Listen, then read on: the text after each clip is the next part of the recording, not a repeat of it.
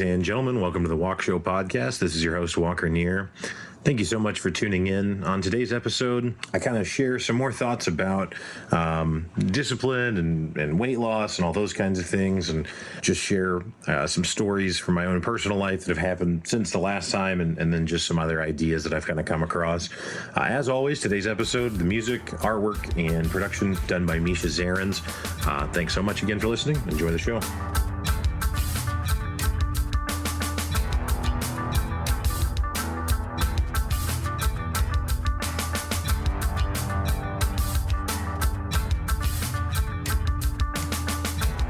Hey, what's up, guys? So the last time that I recorded by myself, I kind of was talking about my own personal weight loss struggles, I guess we can say, and kind of some things that I'd been thinking about. And I talked about that Dak Shepard interview I'd watched. I don't know if you guys had a chance to see that clip, but again, it's a pretty good clip and honestly a really good interview that you can listen to the whole thing for free on the Off-Camera show on their podcast, or you can pay $5 and then you can have unlimited access to their full-length videos. Either way, though, in that it was just kind of the idea of just because you failed something doesn't mean that you have to quit, and just because it takes you multiple times of starting and failing and starting again doesn't mean that you're a loser. You know, just to briefly recap it, basically the whole story with Dax was just that he was a drug and alcohol abuser and had this notebook that was filled with different dates where he was supposed to try and quit, and then he wouldn't, and so then he again would try later, and there's another date, and he had a friend staying over, and this friend finds the book and sees all these dates and feels like it's a testament to Dax's character and his fortitude, and Dax is really embarrassed that his friend has found this journal with all these dates where he's tried and failed. But eventually there's a date that's not crossed out because eventually he did succeed. And so his friend, gets emotional and tells him how inspirational he thinks it is. And it just kind of flips it on its head from the way that Dax was perceiving, the event.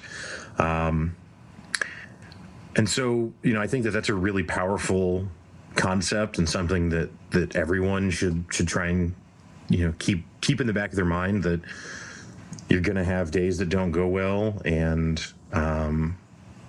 you have to be able to kind of move past that and keep trying. And I actually have had I had that exact kind of moment myself. So, I like I said, I talked a little bit about my own struggles with trying to lose weight and how I had kind of started back in on it, and that's true. I have been successful in developing a very light workout routine. I go walk between 1 and 3 miles. I've done it so far every weekday for the last 4 weeks, so that's been good. But as I said on the last podcast, going and walking a couple miles isn't going to move the needle unless there's significant changes in the realm of the diet as well, because that's really the biggest driver of it.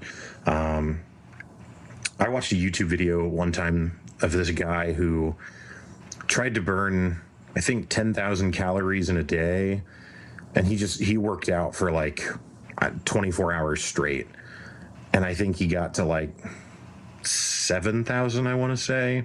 And I mean, he was literally for 24 hours running, cycling, swimming, lifting, walking, jogging, stationary bike. I mean, everything you can think of, he did, and he filled pretty much the whole day. I mean, obviously he had a little bit of downtime traveling between activities and that sort of thing. But my point is that, that's a YouTube video experiment kind of thing, if you will. That's not how anyone's going to actually work out, right? And so even if you were to work out that hard, you're just not going to burn that many calories. And yeah, I mean, to eat 7,000 calories in a single day would be pretty insane. But you get the right combination of rich desserts or fried foods in the mix, and it might be doable. And again, the whole point really just being that you can work really, really hard physically, and you just don't it's so much easier to consume calories than it is to get rid of them, especially if you've got extra ones, right? Which is why you're overweight, or why I'm overweight.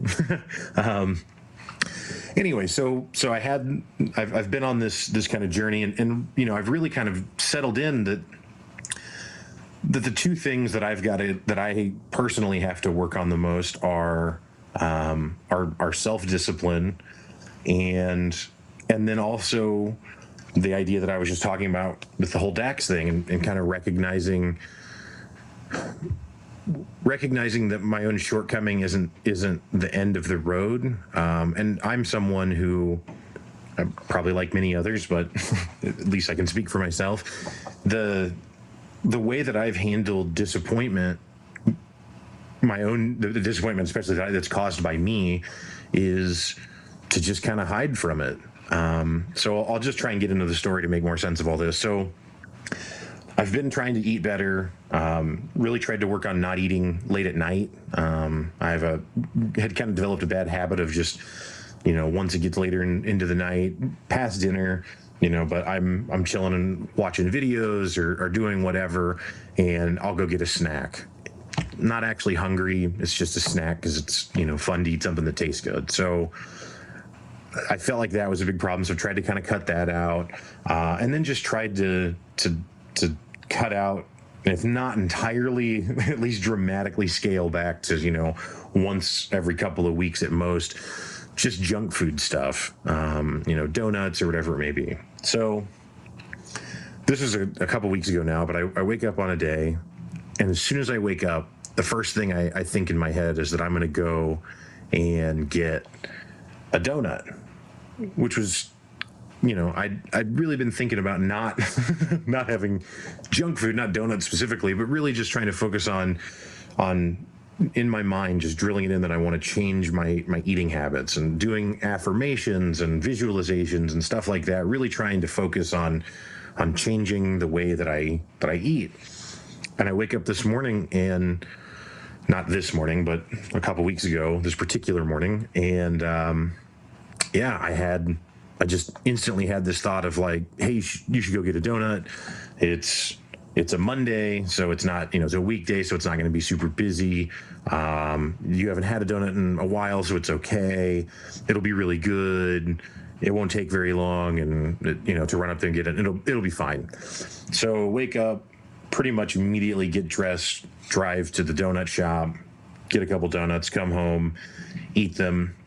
Feel terrible about it. Feel terrible as soon as it happens, and not physically. I wasn't sick or something, but just emotionally, I just felt bad because it's like, why did I wake up and betray myself? And that's kind of the thing that's been so hard for me to deal with. Is it's one thing when things don't go your way because of things outside of your control. But when things aren't going your way, and in my case, when things aren't going my way because of choices that I am actively making, such as going to get a donut when I'm out here on a podcast trying to talk about how I want to lose weight, right? Anyway, so I that morning I was chatting with Mom on the phone, and I shared the story with her and told her, I'm really trying to turn this around, though, and so just because this morning I made a bad choice doesn't mean the rest of the day has to be shot. Just because I failed doesn't mean I have to quit. So I went to the grocery store, got some stuff, came home, cooked a lunch, later in the day, had a lunch at home, felt good about that, and then got some good news that day in my personal life, and some work-related stuff, basically, and in my head, I immediately thought, this calls for celebration. You haven't had, this is me talking to myself, you haven't had bad Chinese food in a couple of weeks. You should go get some.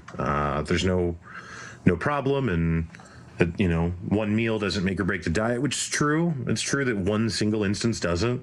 But again, this is the same day that I already went and got the donut and already went through this cycle of self-guilt and trying to come back out of that, right? But anyway, so I'm like, it's okay. Go get some Chinese food. So I go and get some Chinese food. And then on the way home, I'm like, well, I mean, I already had a donut. I already had this Chinese food, and this is, the day is already shot. So on the way home, I may as well stop and get an ice cream that I can have for dessert, later tonight. So I've went from having a donut, which was bad enough, and it's 2 donuts to be clear, which is bad enough in itself, to then going and having fried cashew chicken, Chinese food, which isn't even real Chinese food, right? It's Springfield, Missouri, Chinese food.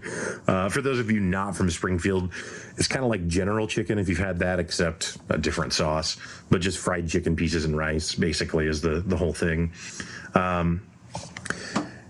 And now I'm also going to add on this ice cream to it. And so I do these things, and I immediately go to where my normal response to that scenario is, which is that I'm not going to tell anyone about it because it's embarrassing. And when not telling anyone about it, I don't just mean externally, I also mean internally. I'm going to push it out of my mind pretty quickly. I'm not going to talk about wanting to be healthier anymore because clearly I'm a hypocrite, right? Because here I am saying that I want to make these changes, and then here I am consciously making these decisions. I didn't slip and fall on a donut. You know what I mean? That's not what happened. I just consciously chose. And so the way that I normally would deal with that again is to just be ashamed and kind of push it out and not talk about it and not think about it and just quit on whatever goal it was. Because if I don't have the goal anymore, well, now it's okay to have this failure, because am I really failing if I didn't have a goal? Like how does that math work? And so I didn't do that this time, clearly, as I'm telling all of you, but also just in my personal life. I just told some of my friends the very next day, maybe even that evening, but I think it was the next day, I told some of my friends what had happened. And I don't know how interested in it that they were. Obviously they were all very gracious and nice about it, but what I found is that, and it's kind of a statement I made a few minutes ago, but it's by being willing to tell someone else, the other thing that you kind of do through that is you admit it to yourself, right? So you know yourself that's the case. And so since then, I've actually been successful with the diet. I haven't had any big lapses since that day. And I think it really is because I did decide to kind of lean into my shame and lean into the fact that I messed up. Because, like I said, I didn't fall on a donut. I think a lot of times when these kinds of conversations are had, it makes it sound like sometimes you're going to have days that don't go well because external factors caused that, or because you had an accident or you made a mistake, right? But what about when it is just you that is picking it? And I think that's one of the hardest things for people to kind of deal with and get past, because you recognize that you're responsible for your own problems, and as much as you're responsible for the solution, you're not getting it done by making these bad choices. I'm not getting it done by making these bad choices, right? And yeah, so by kind of just being willing to be open about that with others, but more importantly with myself, I just had to recognize that the next day I still had to get back up and try again, and I still had to continue doing the work that I'd done, and that just because I didn't make a mistake, I consciously made bad decisions, that I have to be able to forgive myself for that, and I've got to be able to move on from that. Because if I don't, and I instead do what I've always done, which is hide from it and be ashamed of it and quit, well, then I'm never going to get anywhere. And I just think that that's a thing that a lot of people probably struggle with. And to be clear, I'm not, I'm not recording this podcast from the mountaintop. So, I don't know what the end of it looks like, but I will say that it felt somewhat liberating to not hold on to that shame, and to not hold on to that self-loathing and frankly, personal disgust, because I'm not able to make the right choice.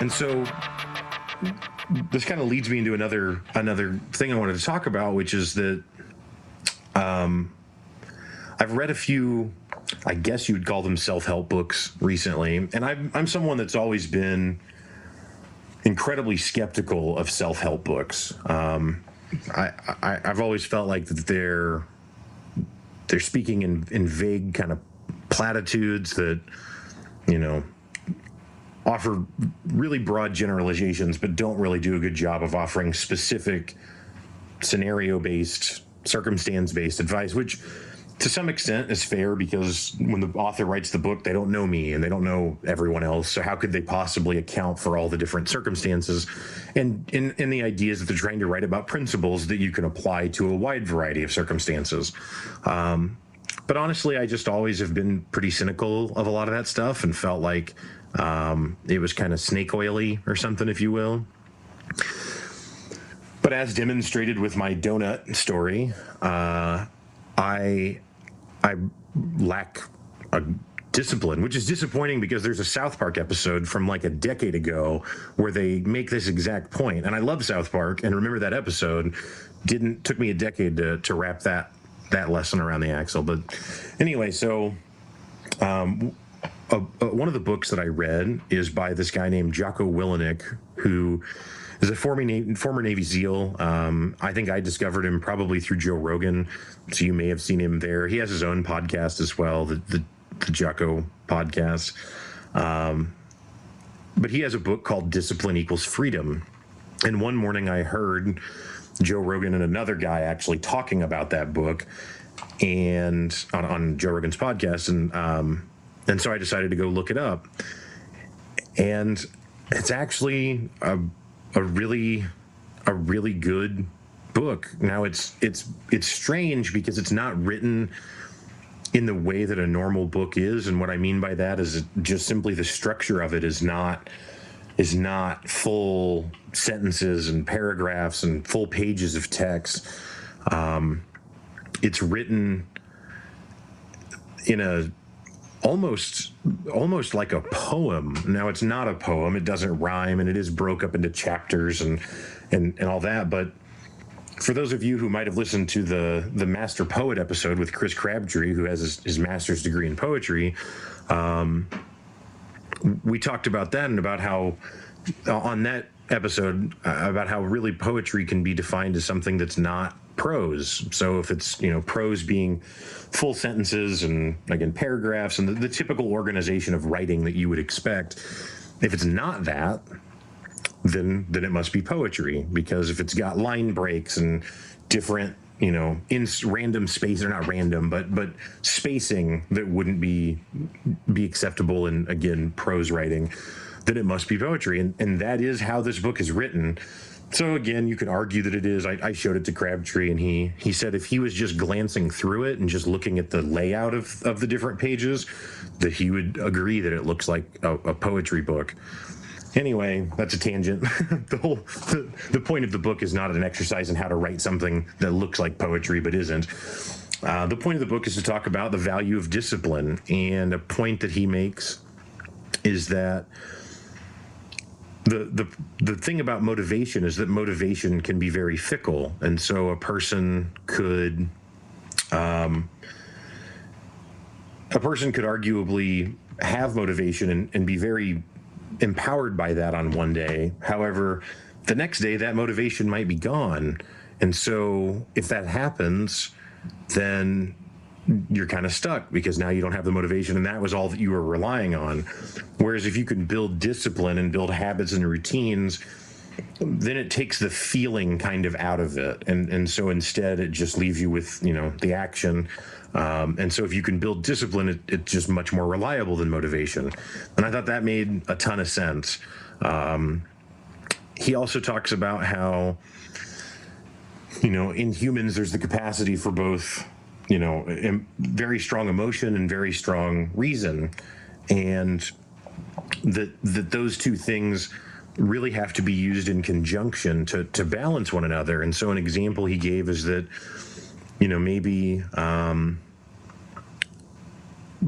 maybe your emotion needs to be overruled by your logic sometimes. So an example would be like, let's say you need to go work out, right? Well, emotionally, you don't feel like it. I don't feel like working out.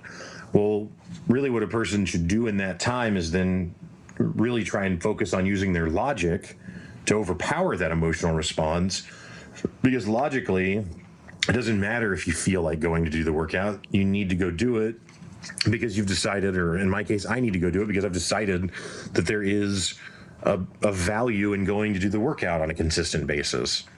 And it's independent of how I feel about working out on a day-to-day basis. There's a goal that we're trying to get to, and this is just, the exercise or whatever it is the vehicle by which we're going to get there. So sometimes your feelings need to be overridden by logic. And to kind of pause for a moment, I'll say that that's, it's a concept that I'm sure many of you, if not all of you, are familiar with and have thought about, but I certainly have. And I've always kind of landed in the camp of wanting, wanting to think that logic was the best one, that it was kind of binary, that emotion is flawed and emotion is a animalistic almost thing, a more primal thing that doesn't take any context into consideration. And so that logic is what a person should use all the time. But really, that's not accurate. And that makes sense because, as I've said episode after episode, just like the point that Dylan Barr made several episodes ago, Dylan Barr, Man of Mystery, you should go check that episode out. There's just a balance in everything.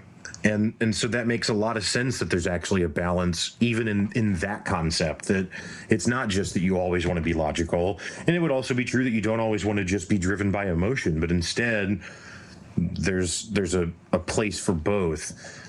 And so the example, the other direction would be, like my diet thing. Maybe I want to go have the donut, and logically I can, just like I said earlier. I mean, it's literally the logic I use to go have Chinese food in my my fail day, where it's like, well, one meal doesn't make or break the diet. One meal isn't what makes me overweight, and that's true logically in a vacuum, right? But so when that happens, and when you've reasoned yourself into a place of making a bad choice, that's when you can rely on your emotion actually to overpower the logic. Rely on the emotion, get angry at the donut, get angry at the fried chicken, get angry at whatever it is, and use the emotion to ride to kind of ride the momentum of staying on the path that you want to stay on. Now again, that's words written on a page, which is different than actually executing it in your day-to-day life. And so, I don't share these, again, I don't share these as as the guy who's been there and done it, or the guy that's, holier than now or telling you how it is. That's not where we are. Maybe in a few months we can get there, right? Maybe eventually I'll be thin and then I can be the guy who's been there and done that. But that's absolutely not where I am now. And I'm kidding. I hope to not become insufferable upon becoming more healthy. Either way, Discipline Equals Freedom by Jocko Willink. I think it's a really, really interesting look at the concept of discipline, and a really interesting look at the ideas kind of surrounding what it is to be disciplined and what it is to be motivated. Now, he is a military guy, so I will say that a lot of it is written in the context of, he talks about holding the line against the enemy, but then defines the enemy as the urge to have the donut, right? But he talks about, and it resonated so much, because just like on that fail day that I had, what he talks about is the reason that you do these routines and that you try and build this discipline is because you don't know when the enemy, I'm using air quotes around the enemy there, but you don't know when the enemy is going to attack. You don't know when it's going to happen. And so you just have to be prepared all of the time. You have to be vigilant all of the time in order to maintain, I guess I should say, in order to beat the challenge when it arises. And if you don't have that discipline, then you have a day like I had, where you consciously maybe even make bad choices. It's not just an enemy attacking and you're overwhelmed by some external thing. It all might be, in your own head, like it was with me. So yeah, like I said, I think that there's a really great message there. I highly recommend that you check out the book. It's actually deceptively short. The book isn't long anyway, and probably the last third of it is actually just all workout routines that he suggests. And even then, though, even in the main body of the book, if you will, because of the way that it's written and the way it's spaced out, and he uses big bold fonts in the middle of the page sometimes to emphasize a point.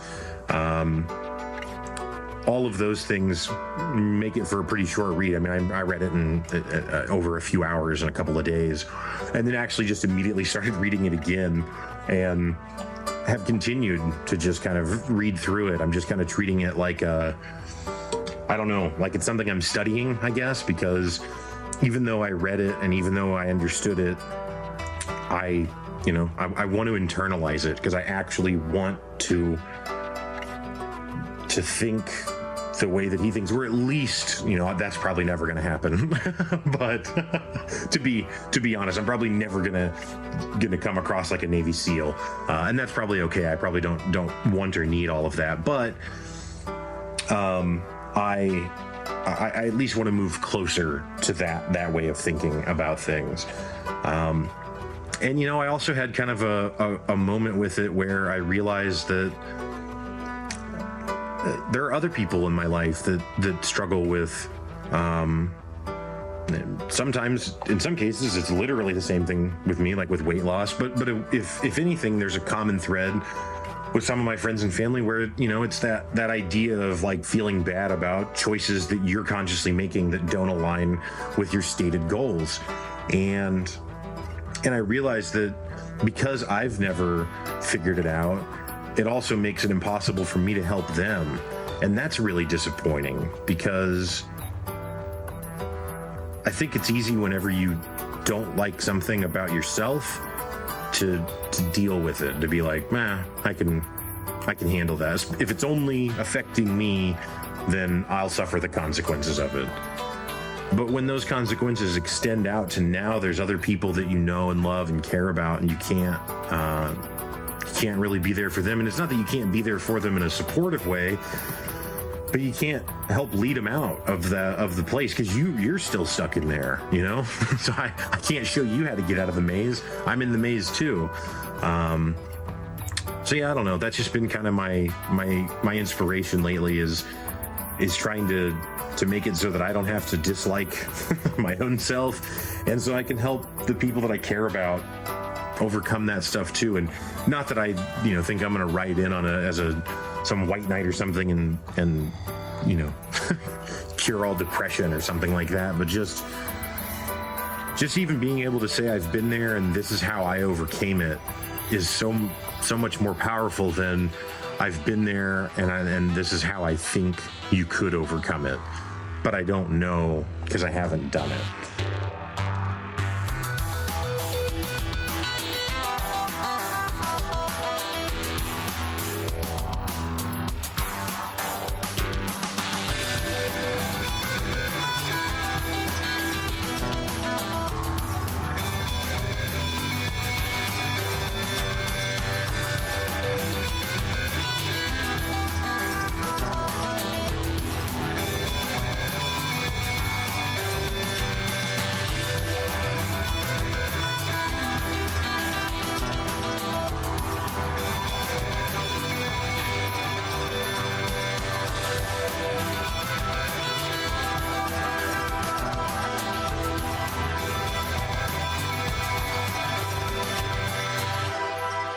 So another self-help book, I guess you could call it, that I've read is called The Miracle Morning.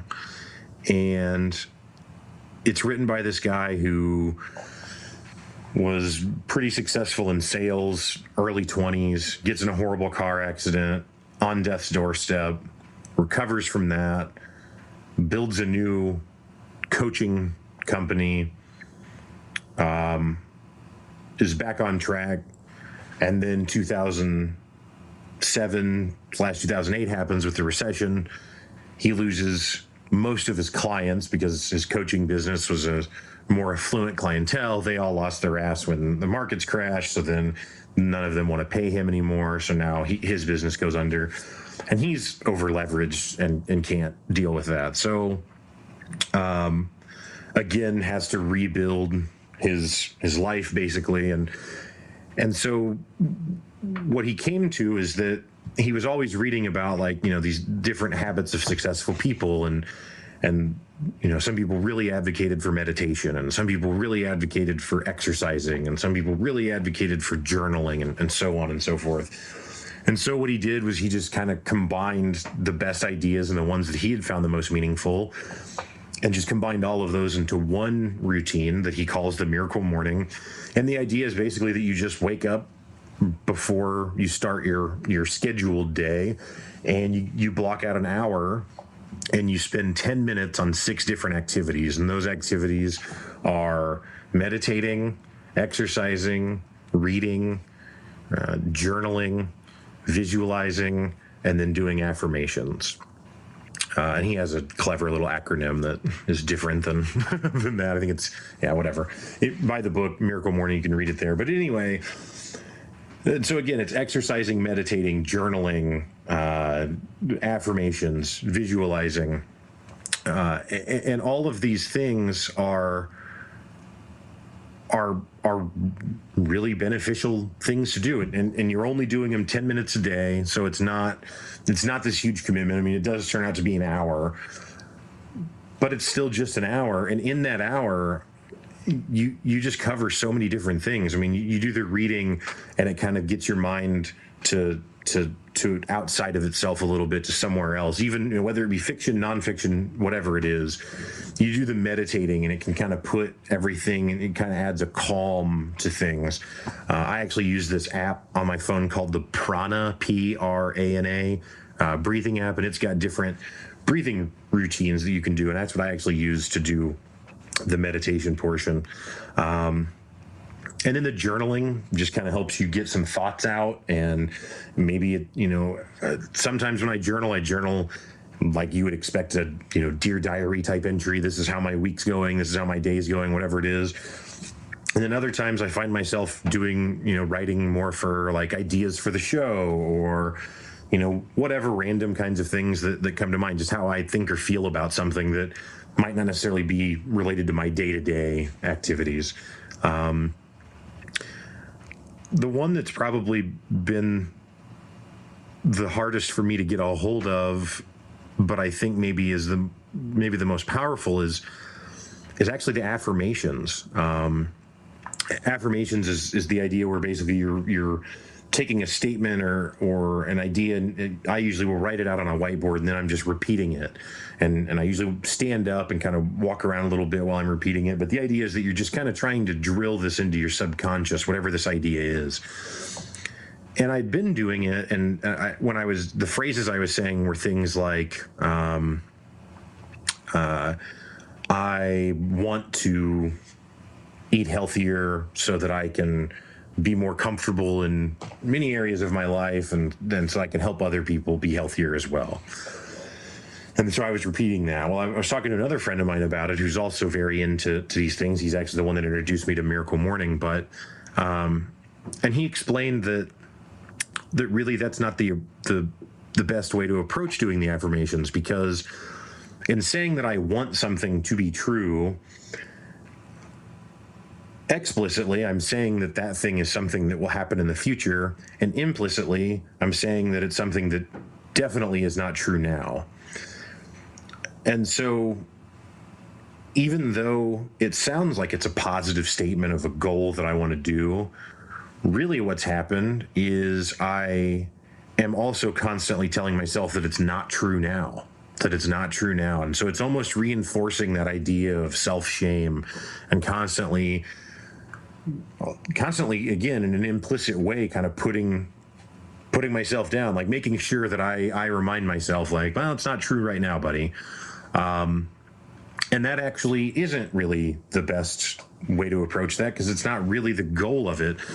Instead, the goal is to really kind of to change fundamentally how you perceive these things. And so there's a statement, that a phrase that I think is from Robert Kiyosaki, but I could be mistaken. But either way, the phrase is be, do, have. And so the way that people look at things often is that if they want to be a certain kind of person, then they want to have the things that those people have. And then with those things, they'll do the things that those people do. And they think that that will then empower them to be that person.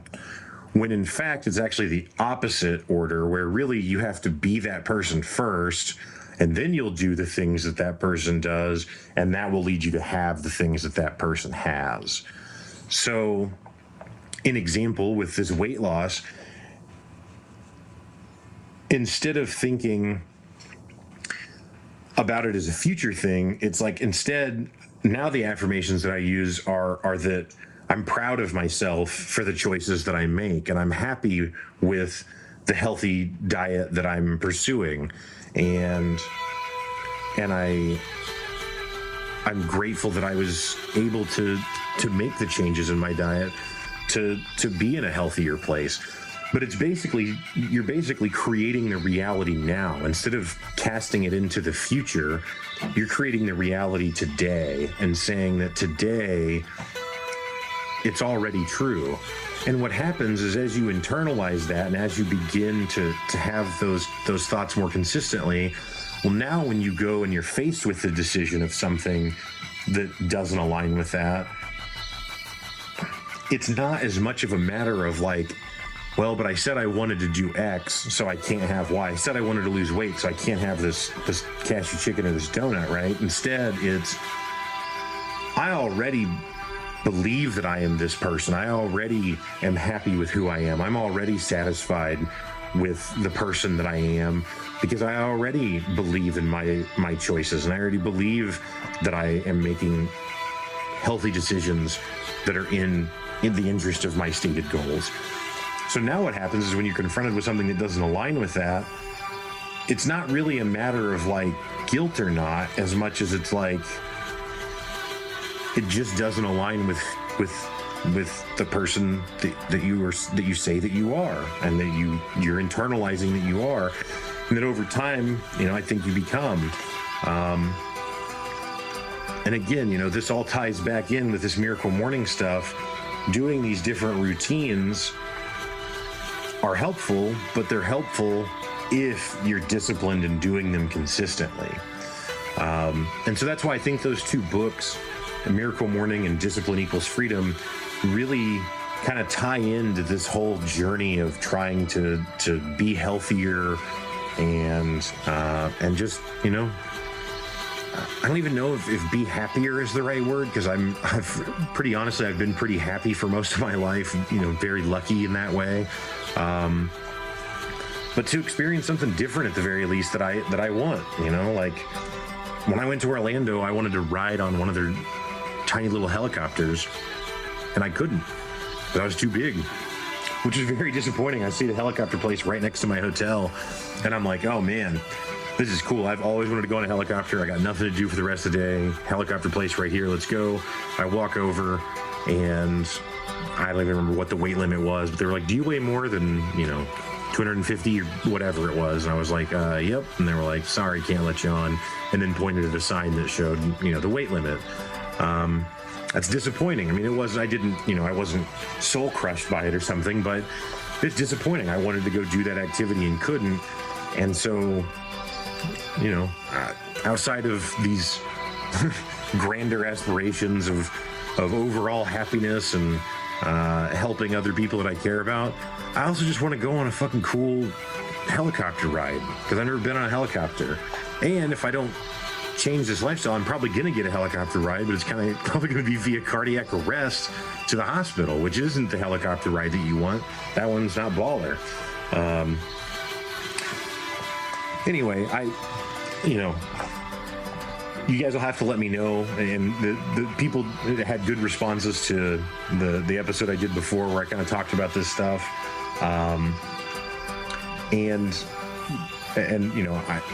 The Walk Show is such a variety show, literally, and obviously I like having conversations with people, but I also kind of like exploring this stuff as well. But at the same time, I don't really want to make this some personal diary. So you guys will have to let me know, Walker at the walkshowpodcast.com. Email me there and let me know what you think.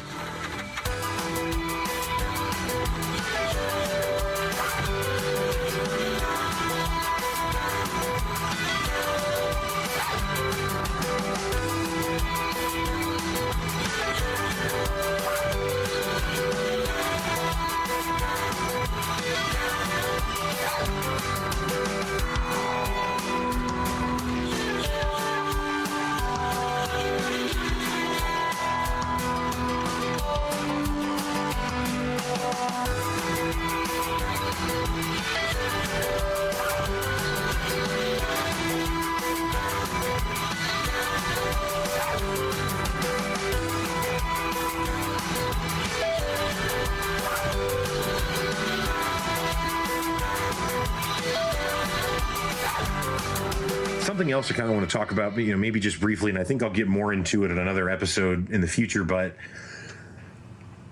that idea I was talking about earlier about how if you're willing to tell other people about it, then the first step to that is that you're willing to tell yourself about it, right? So to some extent, admitting things to others is almost, if nothing else, just as important of an exercise because you're admitting things to yourself. And it's just kind of this topic of communication, and how it's a fascinating topic to me. Communication is something that is the cornerstone of really all social or human interaction, and maybe that's painfully obvious, but my point just being that it's literally the thing that fuels all interaction, and people think of communicating as like, maybe the words that you say, or maybe an action that you do, or maybe a way that you dress. But I don't know if people think often about the other side of that, which is that not saying anything is communication, not dressing a certain way is communication, not taking a certain action is, all of those are communication in the same way that it is if you take a certain action versus, not. I had a conversation with a friend recently about if he was a good communicator or not. And he's a person that's a very thoughtful, well-spoken, articulate person. So he's definitely good at communicating. However, just like most people, sometimes he'll be frustrated. And this is true of me as well. Like I said, most people. But people get frustrated or get annoyed, and then they don't want to talk anymore. They don't want to communicate anymore. They think that it's beneath them, or that the other person is offending them in some way, and so they don't feel like it warrants their response. And so what happens is that that is where the communication fails the hardest, is when it simply doesn't exist because someone, well, again, I guess I can't say that it doesn't exist, but simply someone's refusing to participate. And so what that does is, again, because technically communication always is existing, that makes the other person then form their own series of assumptions about what's being said. I had another friend recently talking about how them and another friend both hadn't talked to each other in a while. And this friend that was talking to me was telling me all about how the other person must think and feel. And it just struck me as kind of amusing that here we are, telling a story of two people who aren't talking, and simultaneously telling a story of all the things that are being said, even though nothing is being said. And so, and to be clear, my friend wasn't wrong. There are things being said when nothing is being said. Unfortunately, the person who's saying the things through silence is now no longer in control of what that message is at all. And so now it's just, almost a dice roll on what you're going to get out of it. I would just strongly encourage people, when it comes to communicating, you have to just try and do it. And sometimes it's hard, and sometimes it's painful or embarrassing or tedious.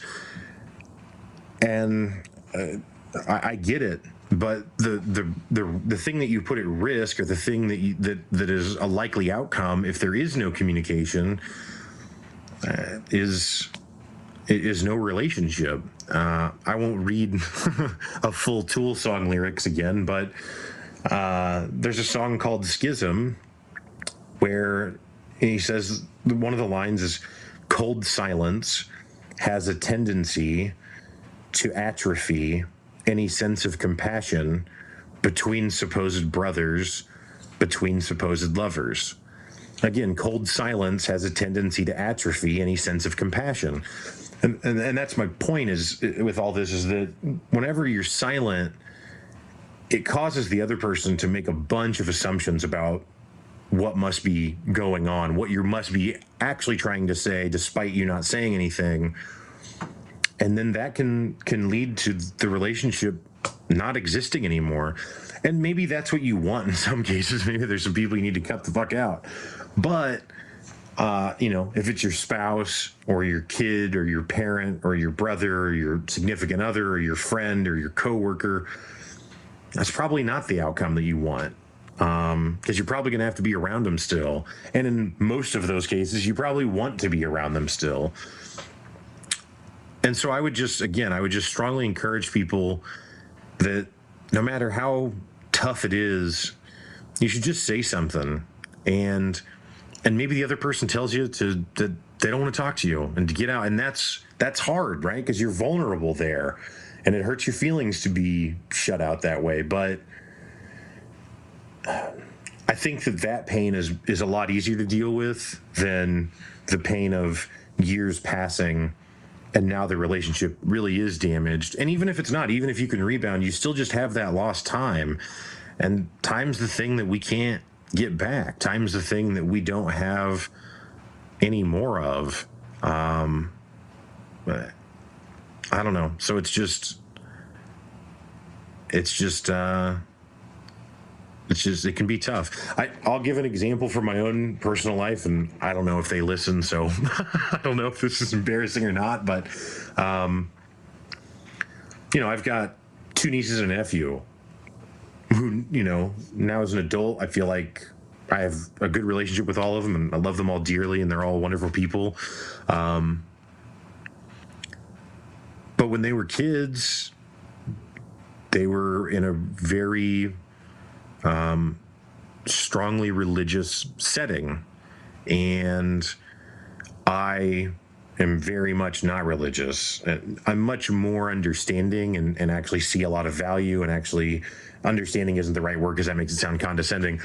I appreciate religion now, and while I personally don't subscribe to one, I respect and appreciate that other people do. But when I was younger, I didn't. And so I was really scared of basically being told that I shouldn't talk to them about certain things. And so to avoid that conversation, I just didn't, right? I mean, not that I'd never talked to them, but I didn't have a really close, open relationship with them because I didn't want to contradict what their parents were trying to do. They're not my children, I'm not the one paying for everything and raising them and teaching them about the world. And frankly, their parents are my sister and brother-in-law are wonderful people who are religious or not, have always been incredibly generous, sweet people. So it's not like I needed to save the kids from something, I mean, they're doing great. But anyway, and it wasn't until, they got to be adolescents that I actually really started to kind of develop relationships with them. And again, we have good, I feel like, maybe they'll email me and say otherwise.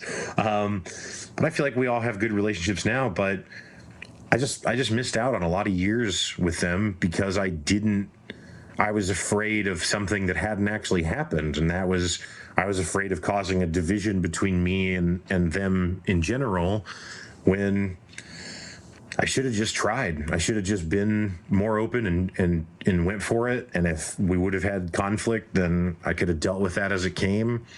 But I didn't, and I have no idea what their impression is. But they, again, it wasn't silence, but it wasn't this openness.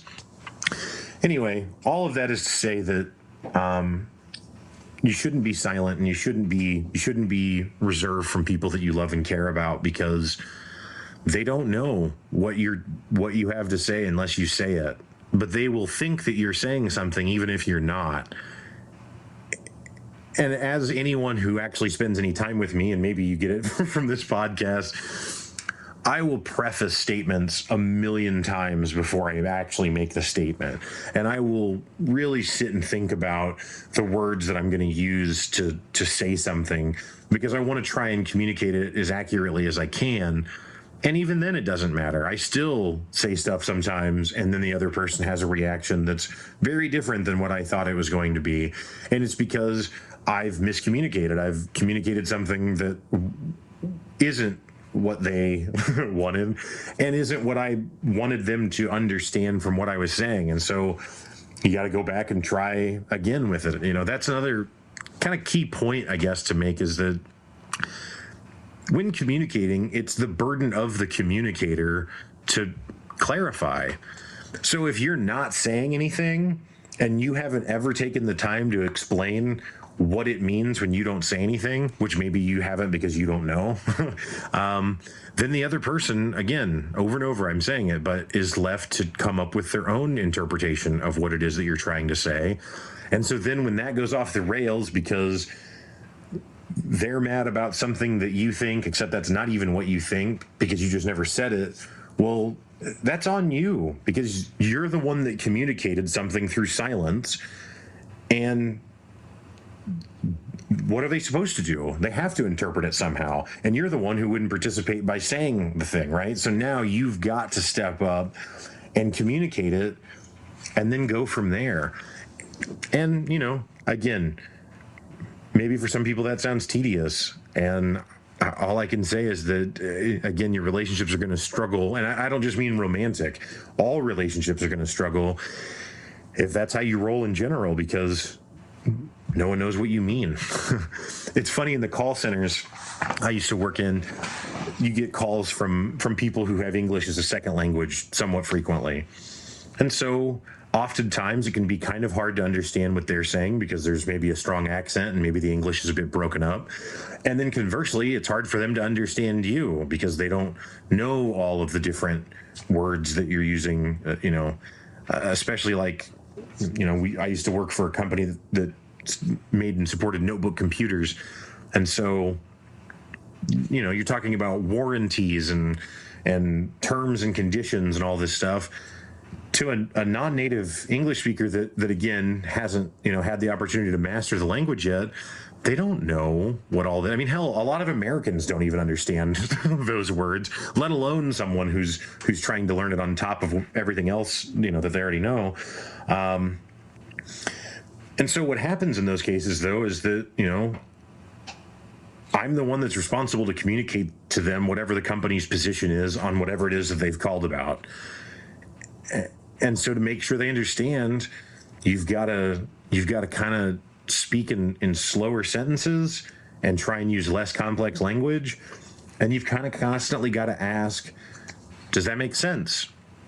Which, again, can be a little bit tedious, but you can actually get through it by doing that. The most common tactic that you see with dealing with the overseas caller is people will raise their voice. They will talk slowly, but they talk slowly to a point where it's like painfully condescending. And they just express great frustration.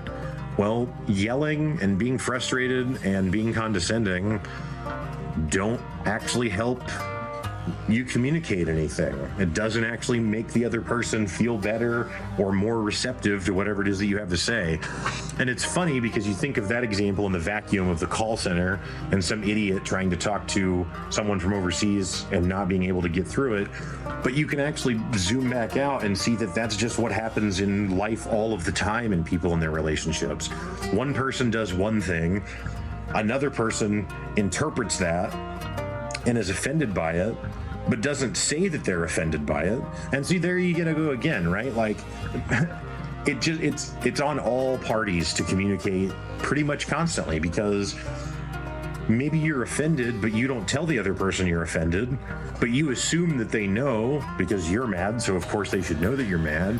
And then when they don't know, and they don't respond like they would if they knew you were upset, well, now a whole new set of assumptions comes out that they must not care that much if you're upset, and you must not be that important to them, and they must not value all these. And all of it is just simply because nothing was said. A whole bunch of stuff was said when nothing was said.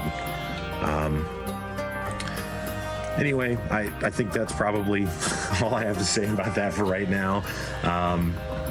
I will continue to keep you guys updated as we go along on, my own dealings with trying to build discipline into my life and trying to get to a healthier place. Hopefully I can someday take a helicopter ride and tell you all about it. Really appreciate you guys listening to the show. It's a lot of fun to make it, and it really means a lot. So thanks a lot for listening. Have a good one.